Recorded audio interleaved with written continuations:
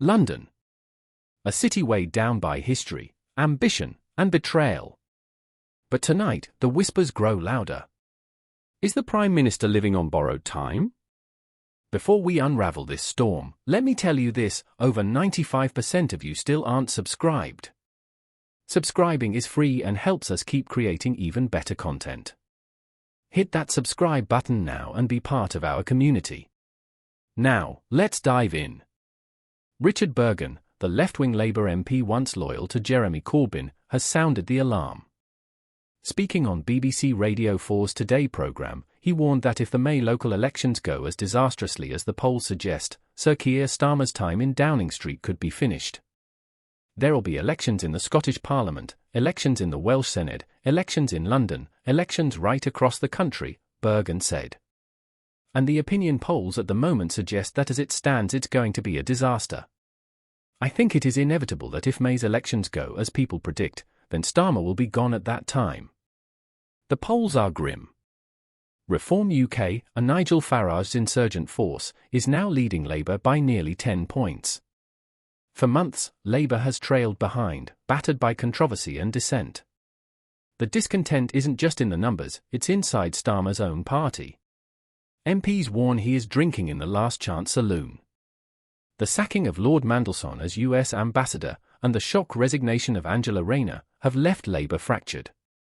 Welfare reform has become another battlefield. Rebels in the Commons defied Starmer, defeating his attempt to push through benefit changes. Those rebels have found a champion, Andy Burnham, the Mayor of Greater Manchester.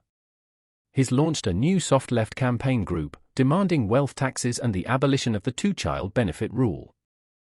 One rebel MP told the Telegraph, "It's clear to me this administration is coming to an end. We need to think about the big political challenges of our time." Another added, "When I go out door knocking, it's like, I still prefer the Labour Party, but you need to get rid of your leader. And when you say, well, who would you want as leader? Andy is one of the top names they mention." The rebellion has teeth. More than 120 MPs threaten to revolt against cuts to disability and sickness benefits, reforms designed to save £5 billion a year by 2030. Even senior voices are sharpening their knives. Graham Stringer, the veteran Labour MP and former Manchester Council leader, told Times Radio, "Sir Keir is supping in the last chance saloon. He needs to take control of key, critical issues. He seems to stand back and leave it up to other people. He is the person at the top. He needs to make decisions." At the heart of the firestorm lies Lord Mandelson. The Prime Minister faces mounting pressure to explain what he knew about Mandelson's ties to Jeffrey Epstein, the convicted sex offender who died in 2019.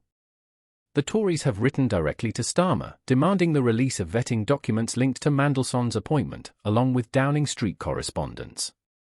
This came after explosive Bloomberg revelations, emails in which Mandelson urged Epstein to fight for early release and comforted him with the words, "Your friends stay with you and love you," after his arrest. The scandal has become a fuse threatening to detonate under Starmer's leadership. Not everyone is buying Burgon's warnings.